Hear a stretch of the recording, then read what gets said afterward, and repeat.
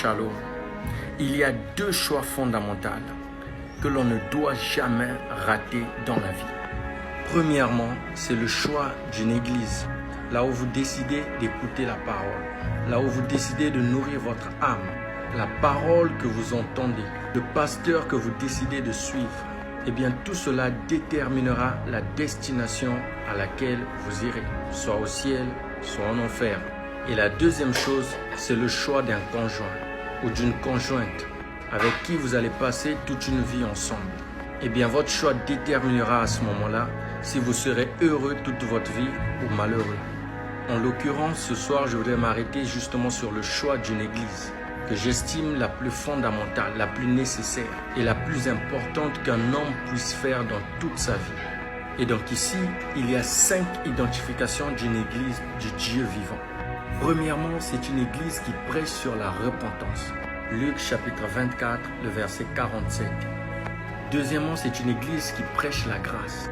Éphésiens chapitre 2, le verset 8. Troisièmement, c'est une église qui prêche sur la sanctification.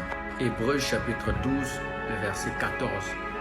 Quatrièmement, c'est une église qui prêche sur la fin des temps et le retour imminent du Seigneur Jésus-Christ. Cinquièmement, c'est une église qui prêche sur les miracles. Et on le voit au sein de cette église, que les malades sont guéris, les paralytiques marchent, les aveugles voient. Et quand je parle de ces 5 identifications, il ne doit pas y en manquer un. Elles doivent toutes être dans une église du Dieu vivant. S'il en manque un, Dieu s'en va. Parce que Dieu est parfait. Et il exige qu'il ait dans une église les fondements qu'il a établis pour qu'il puisse opérer.